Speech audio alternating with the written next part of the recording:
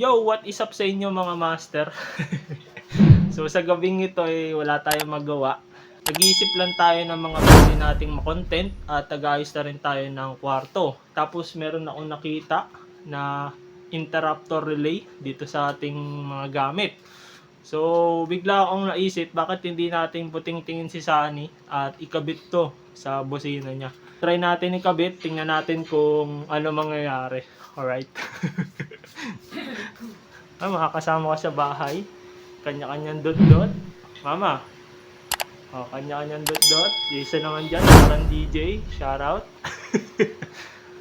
So, buting-tingin na natin si Sunny. Kabitan natin tong interrupter relay. Try lang natin kung gagana pa to. Alright. Bali, ano nga si Sunny. Bubulat-latin natin yung wirings niya dito sa may headlight. Kakabit natin tong nakita nating interrupter relay sa busina. Tapos, sound check natin yung busina kung anong mangyayari. Kung may magbabago ba or wala. By the way, yung interrupter relay na nakita natin, ang brand niya ay Posh. Na may 12 volts.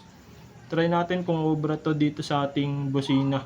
Tingnan lang natin kung ano mangyayari. Ito yung kanyang stock na busina. Yan, try natin. Isang pindot. Ganyan lang. Tapos, pag kinabit natin yung interrupter relay, ewan ko kung anong magiging resulta, kung magra-rapid horn ba siya or wala lang. Bali mga master, simple lang naman yung wire diagram ng ating interrupter relay dito sa ating busina.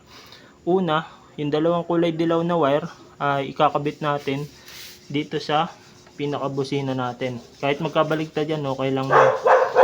Tapos, sumunod na diagram, itong kulay itim, ikakabit natin siya sa kable ng green. Ayan.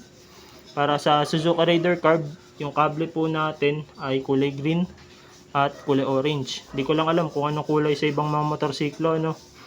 Tapos, itong kulay red na kable, dudugtong lang natin dito sa kulay orange. Okay, testing natin mga master.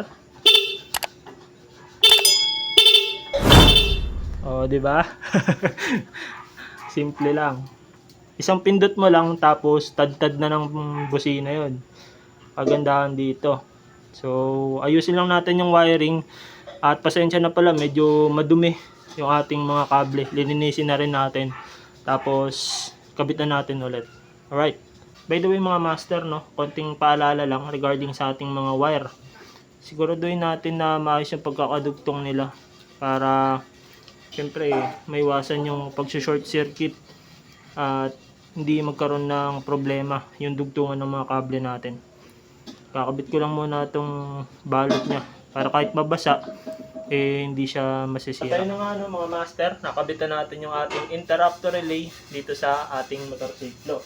So kahit na stuck yung ating bosina, medyo pansinin na siya kasi isang pindot mo, sunod-sunod yung tunog niya. At yun lang, sana may naitulong sa inyo tong video na to. Mabilisang video lang tayo kasi bigla ko lang nakita sa gamit ko sa kwarto. Yun lang, maraming salamat sa panonood. Enjoy the ride, safe, peace yo. Alright.